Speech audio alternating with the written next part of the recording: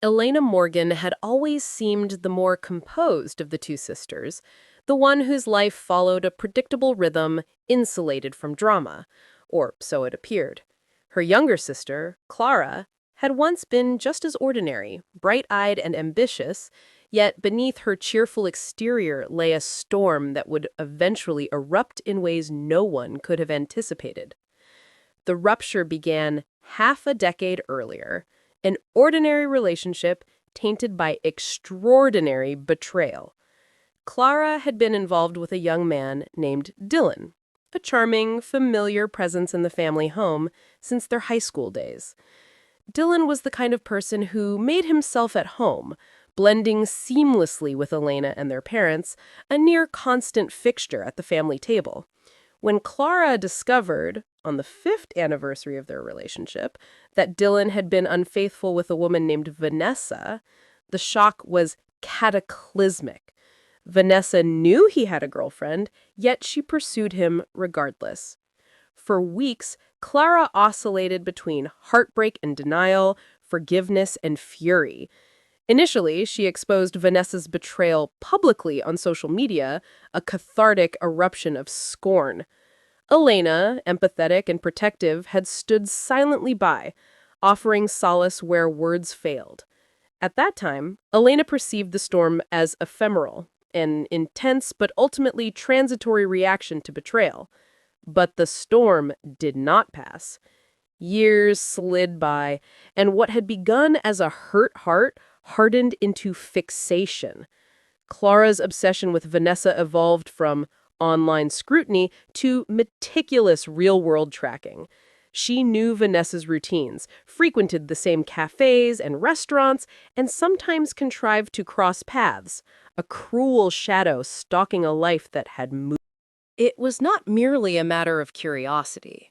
Clara's thoughts spiraled into darker territory, a silent calculation of justice, of karma left unpaid, of a debt to be settled personally. She spoke of it once to Elena, her voice laced with eerie casualness. She would await for Vanessa to suffer because karma had failed. At that time, Elena felt a shiver of apprehension. It was an offhand remark, but one whose implications gnawed at her conscience. 3 years passed since that conversation, and Elena, caught up in her own academic pursuits, assumed the episode had waned into memory. Clara had dated casually, nothing serious, and the sisters' interactions had dwindled to the ordinary cadence of adulthood. It was easy to believe the past had been buried. But it was far from dormant. The catalyst for rediscovery arrived unexpectedly. Clara, now the owner of a spirited young puppy, requested Elena's help for a week while she traveled on a work assignment. Elena, accommodating and unsuspecting, agreed to care for the dog, staying in Clara's apartment, a space she had not visited alone in years. On the third night, as the winter chill seeped into the room, Elena shifted from her usual side of the bed to the other, closer to the heater. It was then she noticed something unusual, an irregular lump within the pillow on which she rested her head. Curiosity, tinged with unease, compelled her to inspect further.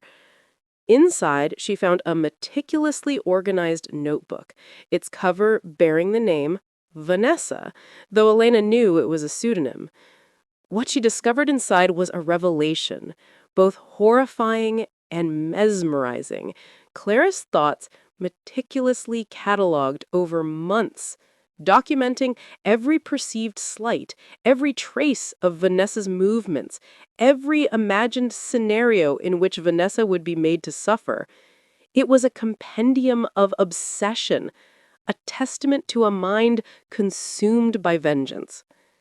And the Elena read through trembling hands, the words a disquieting mixture of sorrow and malevolence.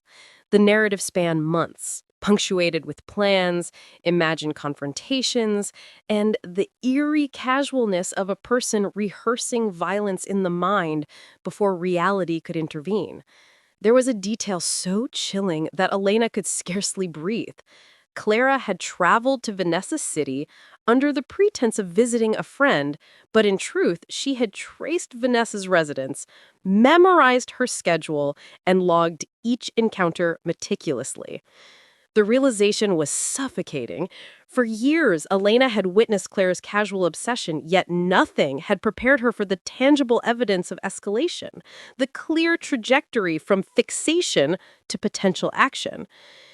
For the first time, Elena confronted a question that had haunted her in the shadows.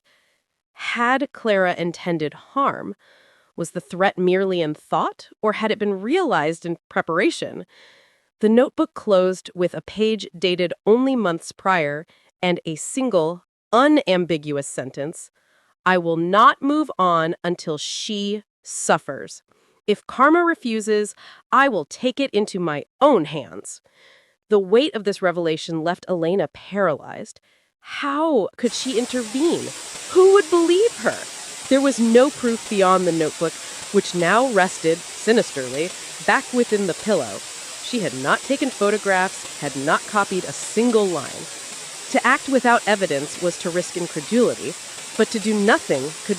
Elena read through trembling hands, the words a disquieting mixture of sorrow and malevolence. The narrative spanned months, punctuated with plans, imagined confrontations, and the eerie casualness of a person rehearsing violence in the mind before reality could intervene.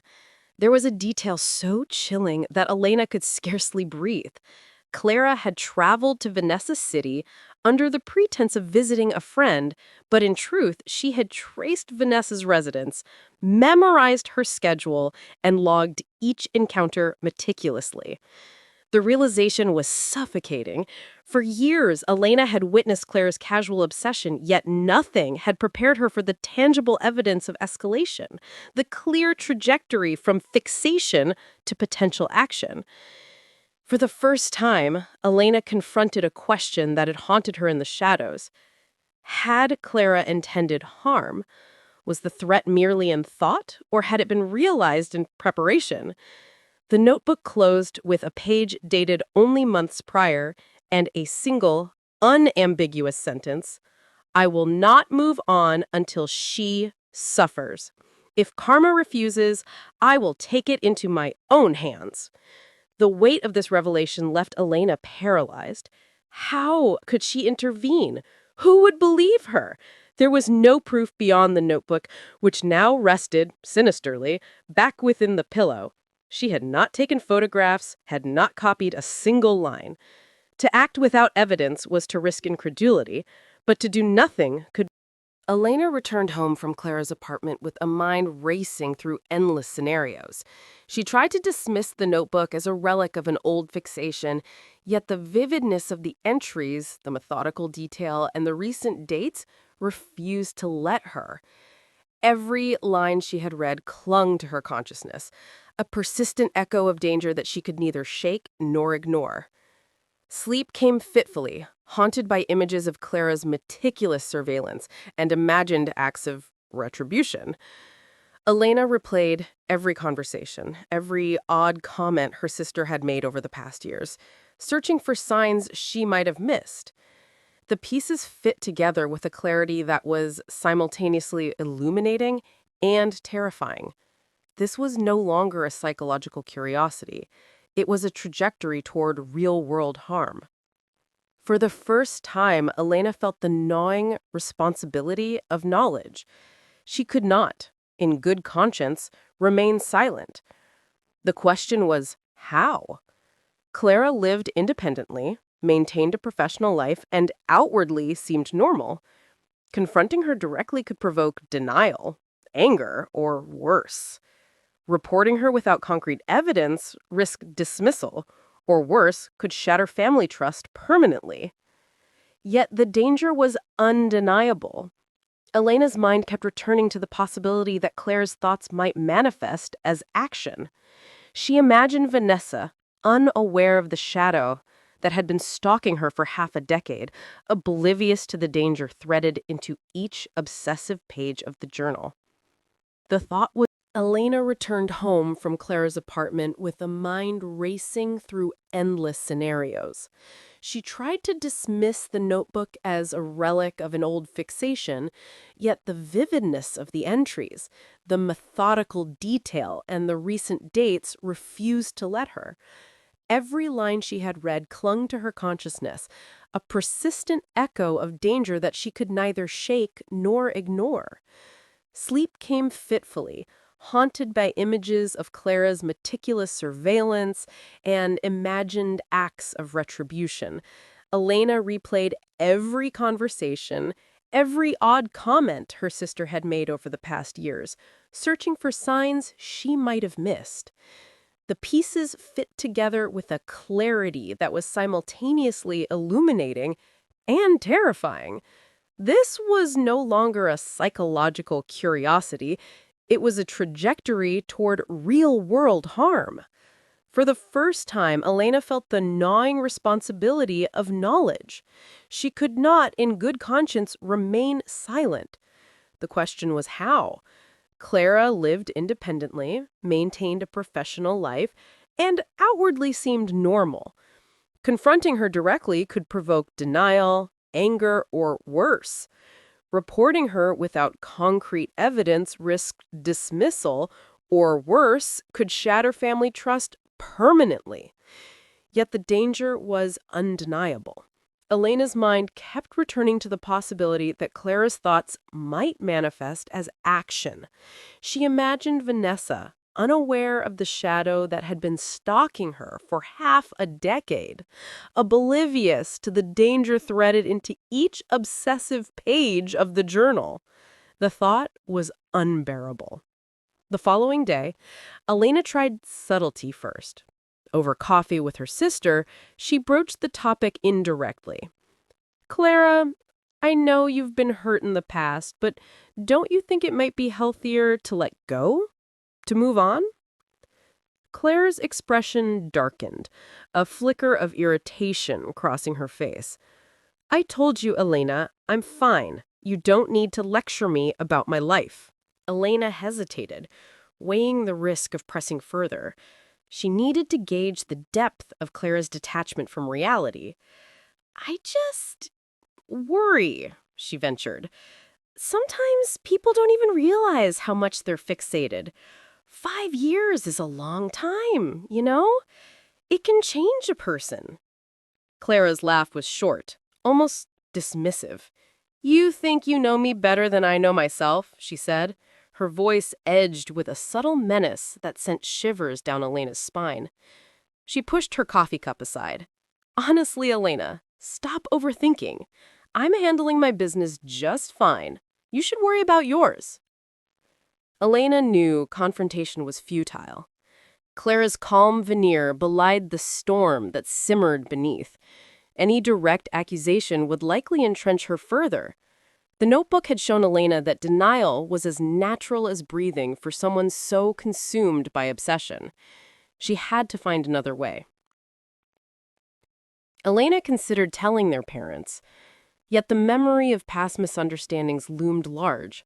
Clara had always been charming and persuasive, able to manipulate their mother's empathy with subtle phrases, quiet complaints, or feigned vulnerability.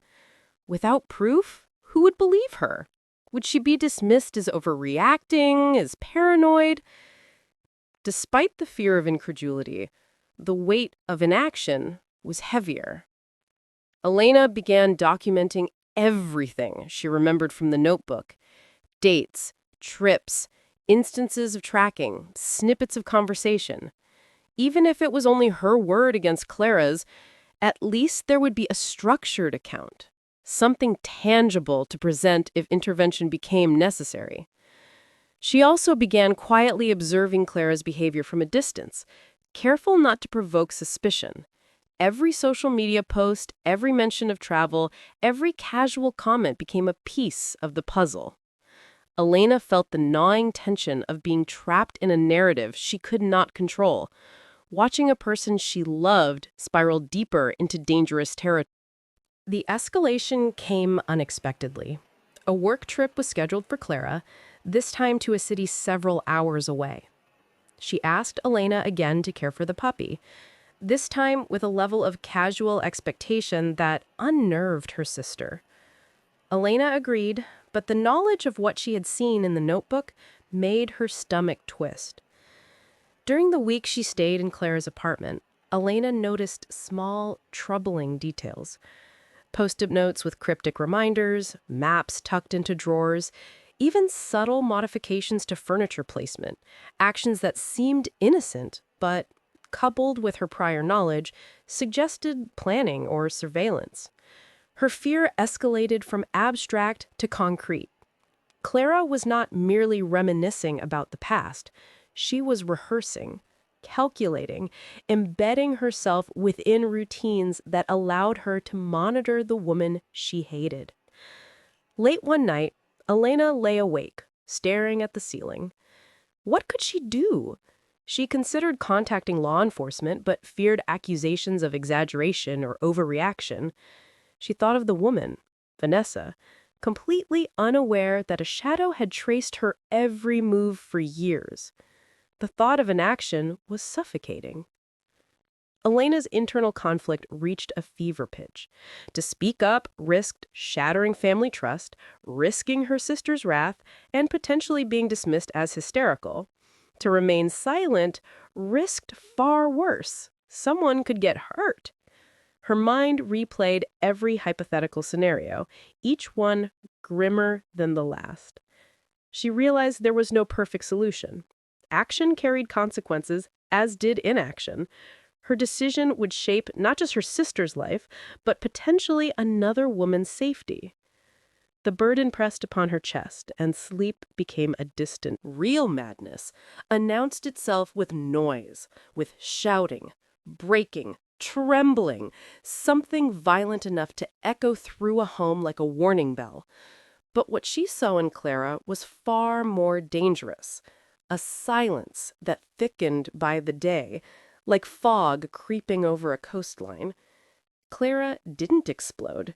She folded into herself, layer by layer, until only one part of her remained alive, the part that revolved obsessively around Adrian Hale. Elena noticed it first in the smallest shifts. The way Clara's footsteps became soundless. The way her bedroom door never fully closed anymore, as if she wanted the air to move freely between her world and Elena's. The way she had started waking at exact times, as though following an internal clock synced to Adrian's routines. She kept a notebook now, a sleek, black leather journal she carried everywhere. At first, Elena assumed it was for school. But school notebooks didn't have names carved into the edges. They didn't have pages dog-eared with the kind of devotion one reserved for sacred texts. And they certainly didn't leave the faint metallic scent of ink that only someone who wrote for hours without pause would recognize. One night, Elena came home later than usual, having walked home with her friend Maya. The house was quiet, too quiet, and as she passed Clara's room, she saw the faintest slice of light slipping from the half-open door. Something tugged her inside. Not curiosity, not suspicion, just dread. Clara was sitting on the floor. Not a chair, not her bed. The floor. Her legs were folded beneath her in a position that looked painful, but her posture remained rigid, unnervingly calm. The journal was open on her lap, and she was writing with a steady, feverish precision. Her handwriting had changed. It was no longer the bubbly, round letters Elena had grown up seeing on birthday cards and grocery lists. Now, every word was sharp, symmetrical, almost mechanical, like someone tracing over lines obsessively to keep them perfect. "Clara?"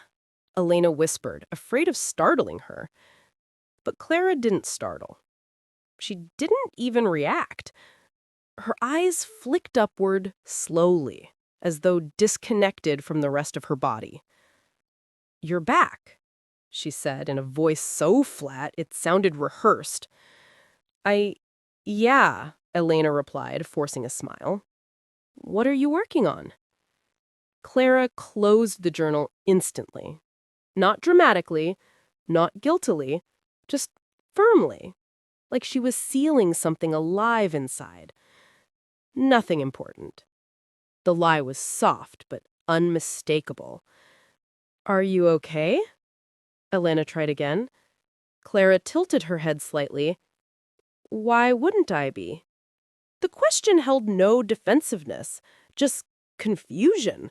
Pure, sharpened confusion, as if Clara genuinely didn't see anything wrong with what she'd become. Elena exhaled slowly. You've been quiet lately. I'm focused. Focus is good. You always said that. Elena stiffened. She had said that about school, goals, discipline, not about monomania. Before she could respond, Clara added, and I see things much more clearly now. Everything makes sense. The last sentence chilled Elena, not because of what Clara said, but how she said it, with the eerie calm of someone who had already decided the ending of a story others didn't know they were in. That night, Elena couldn't sleep. She tossed, turned, replayed Clara's expression, those hollow eyes lit by her bedside lamp, the journal, the strange stillness. By 1:20 a.m., Elena gave up on sleeping altogether. She walked to the kitchen, hoping tea might ground her. The moment she reached the hallway, she froze. Clara was already there, standing in the dark, facing the window. Not moving, not breathing, at least not visibly. The moonlight traced the outline of her figure like a ghost caught between worlds. Clara? Elena whispered. No answer. She stepped closer. Clara? What are you doing? Finally, Clara blinked, slowly, deliberately. I was listening. To what? Elena asked. A faint smile appeared, not joyful, not warm, just present. To what the night tells me. Elena's skin prickled. Clara, you're scaring me. Clara turned fully now. Her expression softened, but her eyes, they had a new clarity, like glass polished too many times. You don't have to be scared. I'm not lost. I'm not confused. I finally understand what matters, and nothing can distract me from it anymore. Not school, not sleep, not noise. She stepped closer, the floor creaking beneath her feet. And no one, she added quietly, will ever get between me and what I know belongs to me. Elena froze. The kitchen felt smaller suddenly, suffocating. What belongs to you? She whispered, though she already knew. Clara didn't answer with words. She just touched the spine of her journal and walked away. Elena knew she needed help. From whom, she didn't know yet. A teacher? Their mother? A counselor? Maybe Adrian himself. But she was sure of one thing. Clara was slipping somewhere Elena could not follow. And if she didn't act soon, the silence consuming her sister would turn into something far louder, far darker, and far more permanent. Elena waited until Clara fell asleep. Then, heart pounding, she crept into her room. The journal lay on the desk, closed, looking harmless. But when she opened it, her breath caught. Adrian's name wasn't written a few times. It filled entire pages, front, back, margins, corners, sometimes neatly, sometimes violently, sometimes in ink so heavy it had carved indentations through several sheets. And beneath the names were dates, times, observations, routes, smiles he had given strangers, words he had spoken in classrooms, notes about who he sat beside, what he wore, when he laughed, when he didn't, what upset him, who upset him, how long he stayed in the library, how long he spent in the cafeteria, how often he checked his phone. And then, plans. Pages of them. Some crossed out, some rewritten, some refined. Elena's hands shook as she turned the final pages. At the end, one line repeated again and again. He was meant for me. He just doesn't know it yet. But he will. The letters slanted downward, growing sharper, more frantic. Elena felt her throat tighten. This wasn't infatuation. This wasn't teenage obsession. This was the blueprint of a coming storm. And she had no idea how much time. Elena didn't sleep for the next 2 nights. Every time she closed her eyes, she saw pages, ink-soaked, frantic, looping pages whispering Clara's dissent in black and white. She kept replaying the same question. Who could she tell without shattering everything? Their mother? Impossible. She was already stretched then. 2 jobs, back pain, rent, bills. Elena couldn't bring her a hurricane when the woman barely survived the rain. A school counselor? Maybe. But counselors reported things. They created files. They questioned students. The school could call Clara in for evaluation, maybe even suspend her, and Elena knew Clara would see that as betrayal. And Adrian? God, no. The thought alone made her stomach twist. He would panic, pull away, tell teachers, maybe even his parents. If Clara found out Elena had told him, it would shatter the already fragile thread that connected the sisters. But doing nothing? That was equally dangerous. She felt trapped between 2 impossible choices: betrayal or... Clara's routine became mechanical. She woke at 5:12 a.m. every day exactly. She checked her phone, stared at it for precisely 30 seconds, and then went to shower, emerging exactly 9 minutes later. Elena started timing her without meaning to. The precision terrified her. One morning, Clara walked into the kitchen still wearing her nightshirt, hair dripping wet, pupils overly dilated from lack of sleep. "Elena," she said calmly, "do you think destiny can be delayed?" The question cut into Elena like cold steel.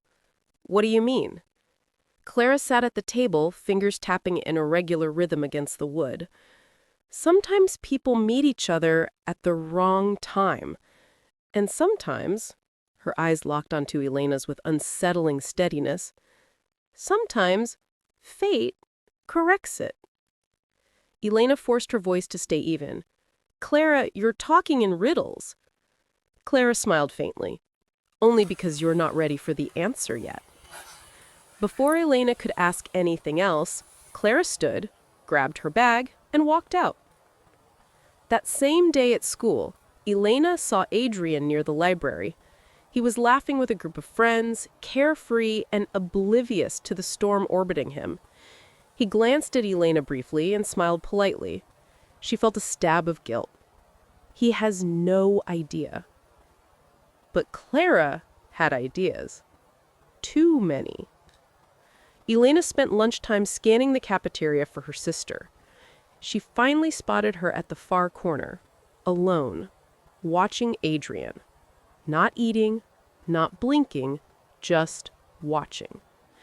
Her shoulders were stiff, her hands balled into fists, her jaw tight enough to bruise. Elena approached slowly. "Clara?"